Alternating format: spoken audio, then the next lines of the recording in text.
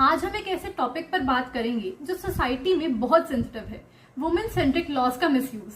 ये वो लॉज हैं जो ओरिजिनली वुमेन को प्रोटेक्ट करने के लिए बनाए गए थे, लेकिन कभी कभी इनका गलत इस्तेमाल भी देखने को मिलता है। हम सब जानते हैं कि डॉरी हरासमेंट और डोमेस्टिक क्रुएल्टी जैसे इश्यूज एक रियलिटी हैं।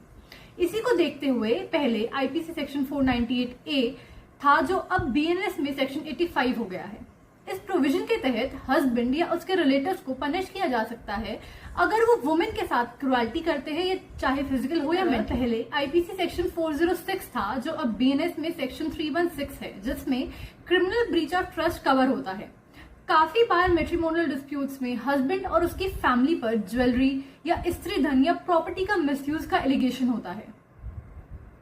अब इशू ये है कि जेन्युइन केसेस के साथ साथ कुछ जगह पर इन प्रोविजंस का मिसयूज भी होता है। फॉल्स कंप्लेंट फाइल करना, पूरी फैमिली को एक साथ केस में फंसाना, ये कोर्ट्स ने भी नोट किया है।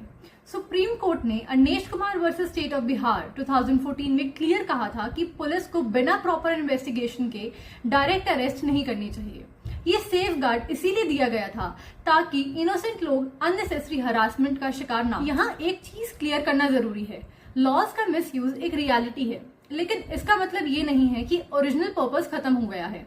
इन लॉज की वजह से कई वुमेन्स को जस्टिस मिलता है, लेकिन बैलेंस मेंटेन करना भी उतना ही जरूरी है।